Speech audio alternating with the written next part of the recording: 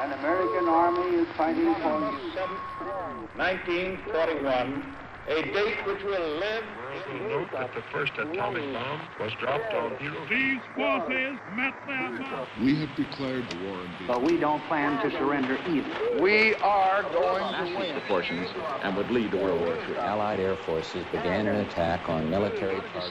That in the 21st century that America... March 5th, 2052, the United States has officially closed. The United States will go ahead with a national quarantine. The new plague virus. Disaster sweeping the collapse of the United Nations.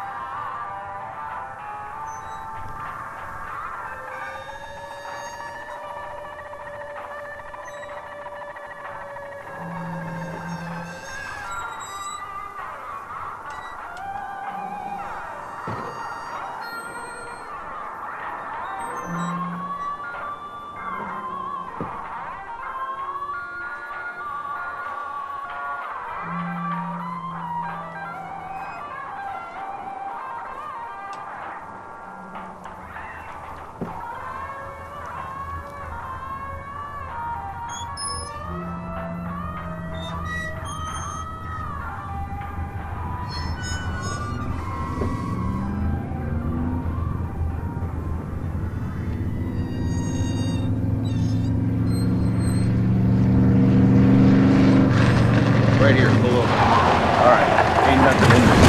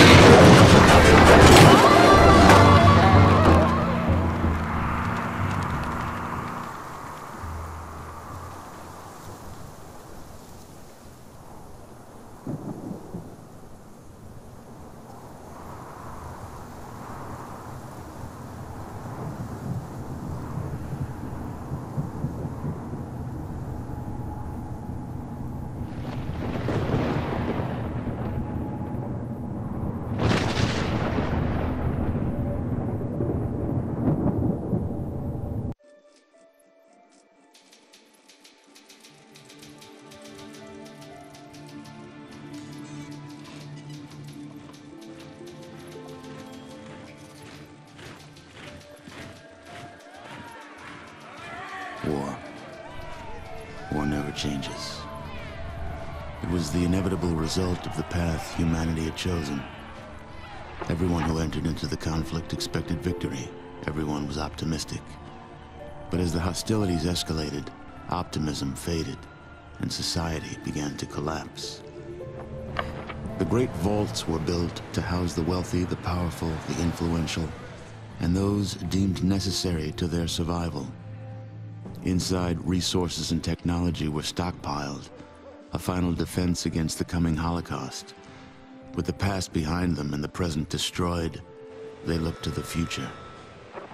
The sturdy Vault Zero was to be the nucleus of the Vault network, housing the greatest leaders, artists, and scientists. The inhabitants of Vault Zero were to reunite the vaults and lead the people to a new life, a new world.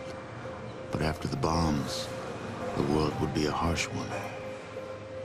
To ensure the creation of a post-nuclear utopia, the Vault dwellers would need help. Machinery was constructed to tame a land hardened by the ravages of war, then tempered by nuclear winter. But plans were barely in place when the first missiles left the silos.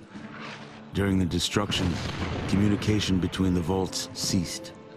Entire vaults were lost. Those that survived were on their own. Not all vaults succumbed to the machinations of war. On North America's west coast, one group of military vault dwellers emerged almost unscathed. They surveyed the wasteland and squared their shoulders for the task ahead.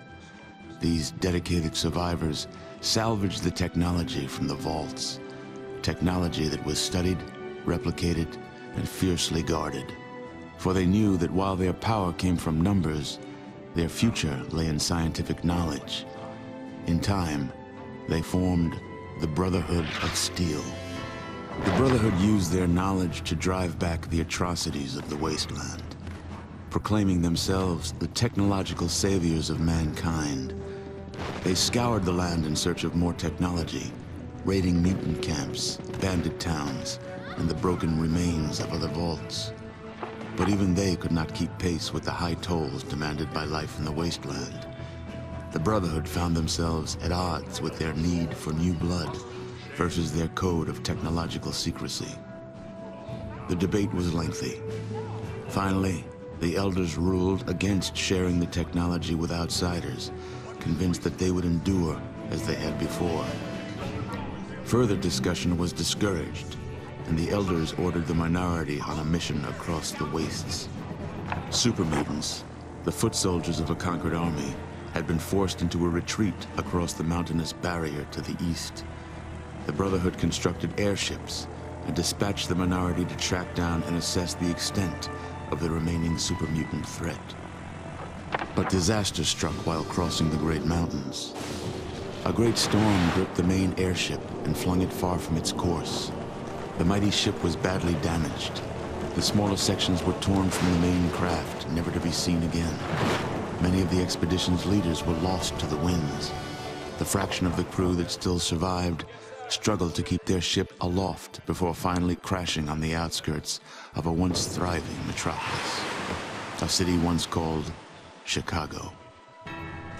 Broken, scattered, and scarred, they took stock of the situation and once again squared their shoulders to the task ahead. The Brotherhood had much to offer the surrounding villages. They traded advanced medicines in exchange for food and labor. They traded protection from bandits in exchange for new recruits. In time, their ranks began to swell. Separated by distance and ideology from the main Brotherhood forces, the minority was free to forge a new Brotherhood of Steel, one that reflected the ideals they had strived for all along. However, one's future in the wasteland is never certain, for an old power has awakened, also bent on making this land its own. Life in the Brotherhood is about to change.